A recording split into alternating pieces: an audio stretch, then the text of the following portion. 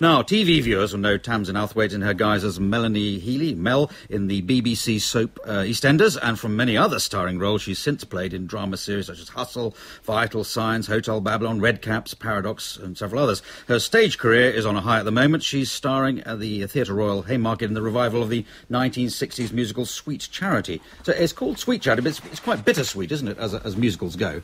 I think the ending's bittersweet. I think throughout it is quite uplifting. Yeah. And you go on this journey, mainly about a woman trying to find love, who is, I would say, not a victim, but a very optimistic, positive... She is a victim. She's pushed into the river at the beginning of the whole thing, and but goes downhill after that. I think the minute that you start playing her like a victim, or that you start watching and thinking she's a victim, you kind of lose sympathy with her. I think she's still quite plucky and gutsy. Yes, yeah. I just think that she has such a positive outlook on life and people that she believes that everyone is good, basically. So in consequence, she's taken in by everybody she meets. Yeah, men, women, children, everything. I think she basically just thinks that everyone, is a good soul. I see. Yeah, no, fair enough. And it's written in the 60s, but it's about you and your fellow women in it are called taxi dancers. Your people, which I think was a bit old-fashioned for 1960s. It was quite big in the 20s It was 30s. Probably on the way out then. Yeah. I mean, taxi dancers would be the equivalent now would be pole dancers and strippers and basically going to Stringfellows or something like that is what all of the girls do. Yeah. So they're all in a club called the Fandango Ballroom, and my character Charity Hope Valentine, very aptly named, she has been working there for 8 years, and I think there's a few that are a bit older and a bit more cynical. So she's probably the one that's the most kind of got the sunniest outlook on life, and probably the sweetest and the least kind of touched by it all. Yeah, I think it was originally based on a Fellini film, which was where the story was up front because it was about a prostitute. Yeah. So it's been sort of Hollywoodized a bit. Yeah, I mean basically the Fellini film Nights of Cabiria, the woman in it is kind of she's quite a dark character, and she's definitely a prostitute, and she's extremely kind of like a little tyke. She's this little kind of tough cookie thing. And I think the minute that Fosse saw it, Bob Fosse, and he wanted to make a film of it, and he wanted his wife at the time, Gwen Verdon, to play it, they did that, which was a success. But then when they did the film obviously needed to have slightly happier ending, needed to be, less dark. And so they got Shirley MacLaine, and she wasn't actually a prostitute. She was just, working as a dancer.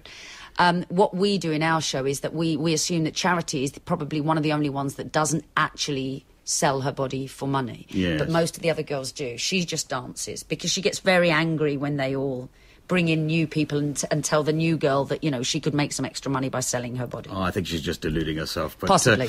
She's deluded generally, yeah. So this started at the Chocolate Factory, this production, Menia's Chocolate Factory. So at that stage, was it always planned that it was going to come into the West End, or was it just to see how it went? It was just to see how it went. I mean, we started rehearsing in October, and I always knew that there's something about the Menia Chocolate Factory that just produces this obviously amazing work. Now they've got 2 productions on Broadway, both up for lots of Tony nominations. Yeah.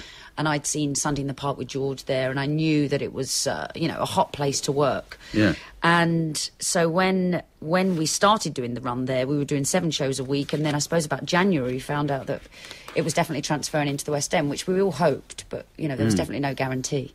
So I saw it last night, it was full, so is it a long run coming along, We're in it for, we're there till January, but yes, we still need people to come and see it. It's not like it's full every night. But it's hard work. I mean, I know working on a soap opera is hard in a different way, but because you do a lot of dancing and singing and acting and appearing, so it's quite a full-on role. Have you found that, was stage acting what you always wanted to do anyway? Yeah, I mean, I did 8 years of musical theatre before EastEnders came along, so just hadn't ever played a part quite this big, and I don't know how many parts are quite this big, because it really is like the hardest work I've ever done, but it's also the most rewarding. Yeah. So when I am, absolutely out of breath in a quick change, sweating, and then running back on, and it's like at the end, I was saying earlier, at the end I take a bow and I feel like I've really kind of worked really hard and earned it, you know.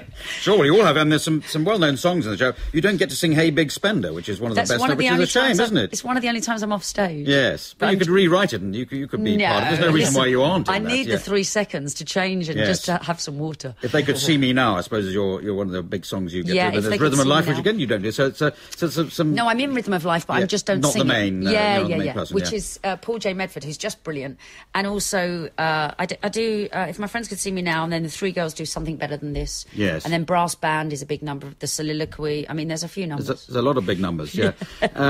So now you were in EastEnders for a while, and then left it. And it doesn't always work well for people. They're in a soap opera. They're sometimes stuck with it. You seem to have weathered that storm pretty well. Is that because you're very clever at calculating how your career can go, or is it just fallen that way? I didn't do much calculating. I think before I got EastEnders, I was a jobbing actress, and I was quite happy doing what I was doing. Yeah. You trained at Sylvia Young, which is another well-known place that a lot of people have come from. I did weekend classes at Sylvia Young, but then when I was 16, I went to London Studio Centre, which is quite a good musical theatre school, really.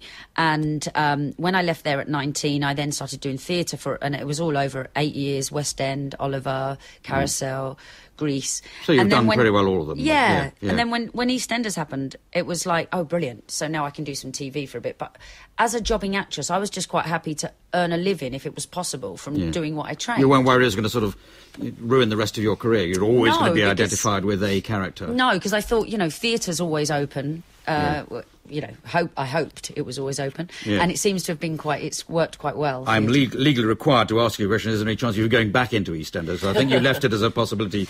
You weren't killed in an explosion in the canal or anything. No, my husband was. Yes.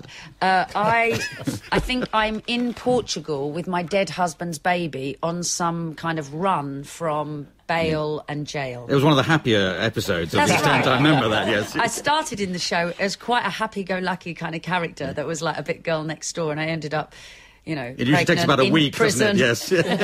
3.5 years later, sliding down walls, crying with the snot coming out my nose. Welcome to EastEnders. Yes.